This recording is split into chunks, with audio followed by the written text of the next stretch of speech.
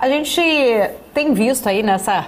Vamos dizer assim que ontem até teve um tom mais ameno nessa queda de braço entre o próprio executivo, né, entre o governo e também o Banco Central, com as críticas em relação à taxa de juros. A gente já sabe, já está definido aí que essa reunião hoje não vai ter a pauta sobre uma possível mudança da meta da inflação, como, né, chegou a ser circulado informações anteriormente. O próprio Haddad já sinalizou que não será agora, vai ser, né, na próxima reunião talvez essa discussão. Ontem a curva de juros acabou até, né, arrefecendo um pouquinho, né, segurando ali um pouco, não num movimento contrário que a gente tinha visto anteriormente, por conta dessa manifestação aí de apaziguar, vamos dizer assim, os ânimos um pouco. Inclusive até alguns ministros já teriam até aconselhado Lula, a gente falou sobre isso mais cedo, a não mais, né, ficar batendo nessa tecla na figura especificamente ali de Roberto Campos Neto, mas de um problema real. Mas a gente tem uma taxa de juros real alta no Brasil, isso não tem como não falar, né? Uma taxa maior, inclusive, do que muitos outros países, e esse eu acho que é um ponto mais sensível, inclusive, da nossa economia. Ainda não temos um arcabouço fiscal definido, mas a Haddad também sinalizou ontem que vai anunciar em março, não mais em abril, como já tinha sinalizado que seria em abril. Eu queria entender, né, da visão de vocês, dois grandes profissionais, economistas, como que vocês olham para estas pautas, né, que têm trazido tanta volatilidade para a nossa curva de juros, especificamente também com reação no nosso mercado. Eu queria entender um pouco mais da visão do Tariq em relação a essa queda de braço, vamos dizer assim. Será que vamos ter um acordo, de repente, entre Executivo e Banco Central, e isso tende a ser aí realmente um bom sinal para o caminhar aí dos próximos dias, Tariq? Legal.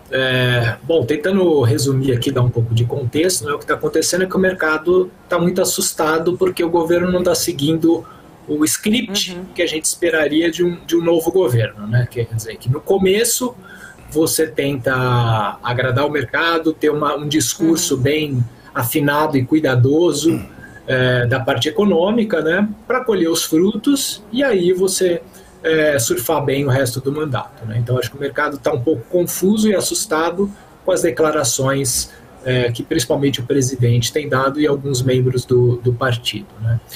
E aí eu acho que o grande destaque aí dos últimos dias, das últimas semanas, é a questão do Banco Central, da autonomia do Banco Central e o questionamento sobre os juros, né? Eu acho que, por enquanto, de concreto, realmente, a gente não tem nada. O que a gente tem de concreto são algumas falas do Haddad e o fato de que a meta não vai ser discutida aí na reunião de hoje, de acordo com ele, né? Mas eu acho que esses tipos de ruídos vão continuar enquanto o governo não tiver medidas concretas na área econômica, né? Eu acho que aí as duas primeiras, eu acho que a primeira que o mercado está mais ansioso é esse bendito arcabouço fiscal, né? O plano de voo que o governo vai ter para estabilizar a dívida, para a dívida não entrar numa trajetória explosiva nos próximos anos, que aí vai envolver tanto controle de gastos quanto alguma adequação de receitas, né, pensando no longo prazo. E aí ontem o ministro disse que pretende apresentar este plano em março. Então eu diria que hoje, com o que a gente sabe, eu acho que esse é o principal marco sobre todo esse estresse que o mercado está tendo inicial aí sobre como vai ser o jeitão